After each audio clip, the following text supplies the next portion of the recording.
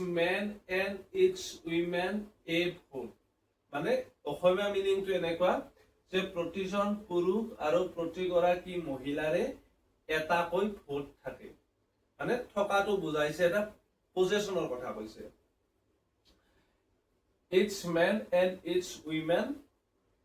a vote প্ৰতিগৰাকী পুৰুষ আৰু প্ৰতিগৰাকী মহিলাৰে এটা ভোট থাকে এতিয়া আমি যদি প্ৰথম যদি চাই লও যে have আৰু has এইটো জেনাৰেলি আমি কেনেকৈ ইউজ কৰো যদি সাবজেক্ট সিঙ্গুলাৰ থাকে সাপোজ আমি এনে এজন লৰাৰ নাম কৈছো সাপোজ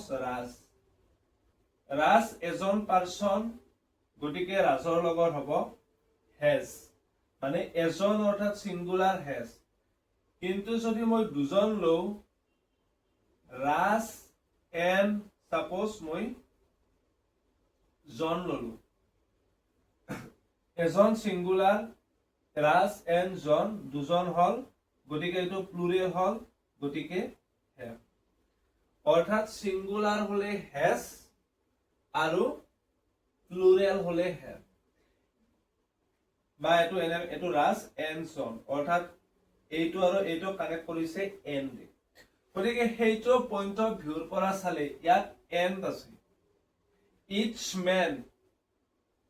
প্ৰতিজন মানুহ singular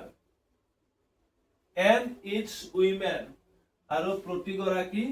মহিলা এইটো singular এইটো টেন্সত গলে ৰাজ singular জন singular and এ কানেক্ট কৰিলো দুটা প্লুৰাল হল গটিকে have আহিছে কিন্তু ইয়াতো হেইটো টার্মছত each man singular each women singular singular singular আমি and এৰে মানে কানেক্ট কৰিছো গটিকে প্লুৰাল সাবজেক্ট টেন লাগে আৰু গটিকে এনে have হ'ব লাগে কিন্তু যদি each থাকে দুটাতে each man each women তেতিয়া এই each সে